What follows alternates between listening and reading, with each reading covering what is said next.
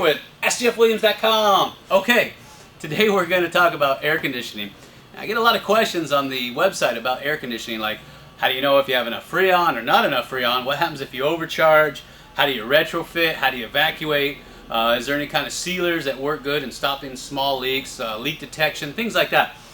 Well, that video is going to have to be for the future because that would take like 2 or 3 hours of conversation, and we don't have that much time today on YouTube. So I'm going to go over the basics really quick so anybody out there can recharge or top off, as they call it, your AC system. I'm going to show you how to use one of these and one of these on your car. So let's go. Okay, so today we're going to be working on a 1997 Saturn SL2 dual overhead cam. Now, first thing you need to do is you got to find the high side low side port. Now on these Saturns, they always put the ports right here next to the compressor, and I love that about Saturn. Compressor's up here on top, which makes working on them a breeze as far as the compressor is concerned. Now, if you're having trouble finding the ports, some of them are really hard to find. Trust me, I've seen some of these things tucked down inside of the framework here and under the fender wells. But make sure you find the low side port.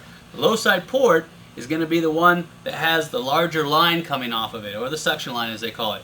And so you're going to take that cap off so you can get it ready for your gauges. Alright, let's go get the kit. Okay, so the first thing we're going to do is get our gauge and our hose out of its package. And I want you to take a look at this. If you bought your hose kit from Interdynamics, if you open it up, you'll see that it opens up into 2 pieces. And you got all the instructions right here. The top one's English, bottom one's Spanish. And it's really important to read through all these, okay? The first one is for pressure testing, and then of course the second one is to add Freon. That's really important because there's a lot of safety precautions that you should know about that are in there. And if you look down here at the bottom right hand corner, there's your little gauge chart. Now that's important because you need to gauge your gauge, no pun intended, on the ambient temperature. And then if you notice on these little guys, the front here rotates back and forth.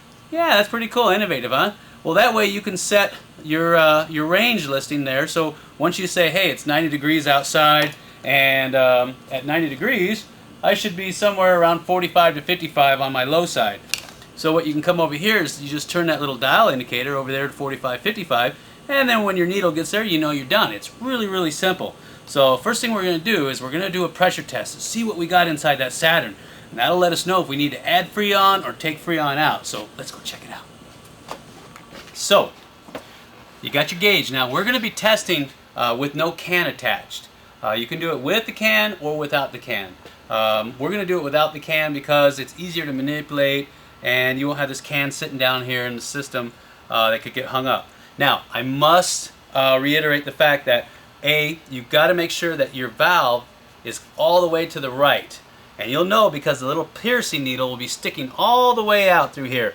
The reason why that's important is because that closes off this chamber in here. Now, if you don't close this chamber off in here, then as soon as you attach this to the low side, all the Freon's going to come out. And you don't want that.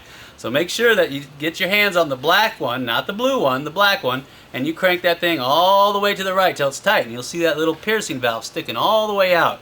So then what you're going to do is you're going to take this side, pull back on the collar, and attach it to the low side port.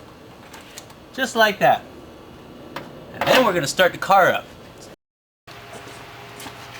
Okay, after you start the engine up, you want to make sure that you turn your AC to full. It's very important. And then after that, you're going to check to make sure that the clutch is engaging. If not, you know you're out of Freon.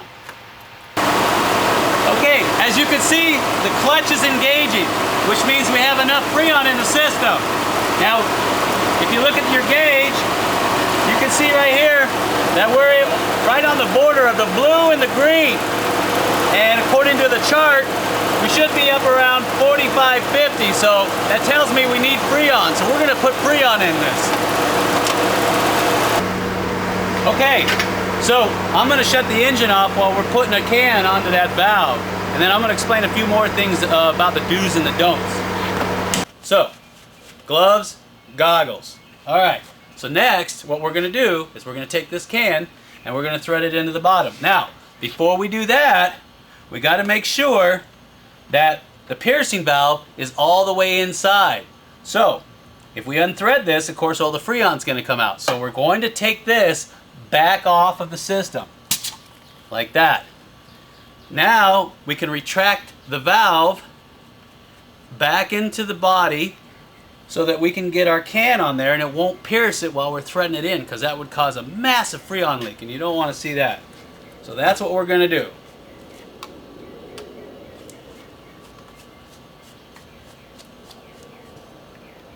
Okay, so we're hooked up, valve's retracted. Now what we're going to do is we're going to reconnect our low pressure fitting. Now, here's another thing I got to emphasize really quick as far as safety is concerned, very important. You have a low side and you have a high side. This little valve is designed to go on the low side, this little cup link that you got here, spring loaded. Do not, and I can't emphasize that enough, do not try to put this on the high side. It won't fit, for one. The manufacturers make the port size different. But if you try to force it on there or work with it that way and you fire up the system, this can will literally explode. And you really don't want to see what that looks like. So make sure this goes on the low side. Okay, so we're going to reattach our port connector right on there like that. Okay, now we're on top of it. And now we're going to turn our valve clockwise and pierce that can.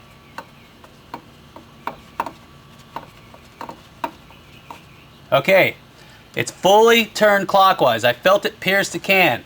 Now, I got to turn it counterclockwise to allow the Freon to come out.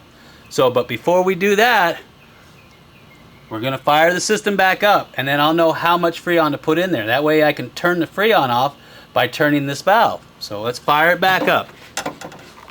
Okay, we got the system fired back up. We need to get this valve up to 45 to 50, somewhere in that range. So I've set the outer blue indicator to about 45, 50. Now remember, the valve is turned all the way to the right, which is pierced the can. Now what I'm going to do is I'm going to slowly turn it counterclockwise.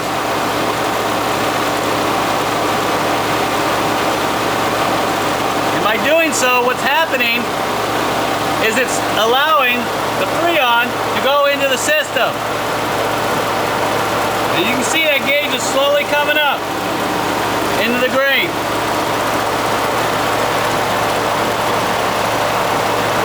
Now once it gets where I want it to be, I turn this black valve all the way to the right, which shuts off the Freon flow.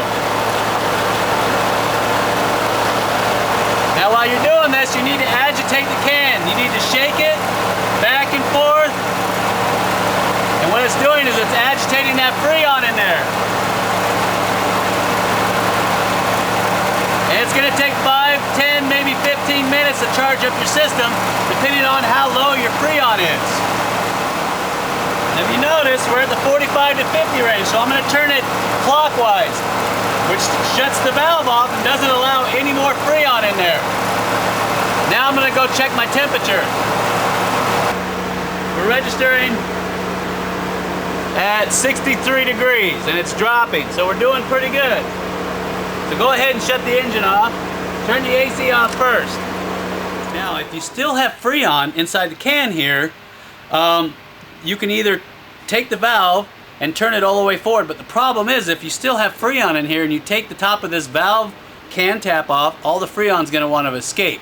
So the rule of thumb is if you have any Freon left over, this valve has to stay attached to the can. Don't remove it, because all that Freon's going to come out and you're going to have a mess. And you can feel it in there if you shake it around. So we're going to leave this one on. Okay, so I hope that shed some light on how do you check your own pressure at home and then top it off with Freon from something that you could buy at your local parts house. Until next time, this is Jeff Williams with AskJeffWilliams.com saying, stay cool this summer.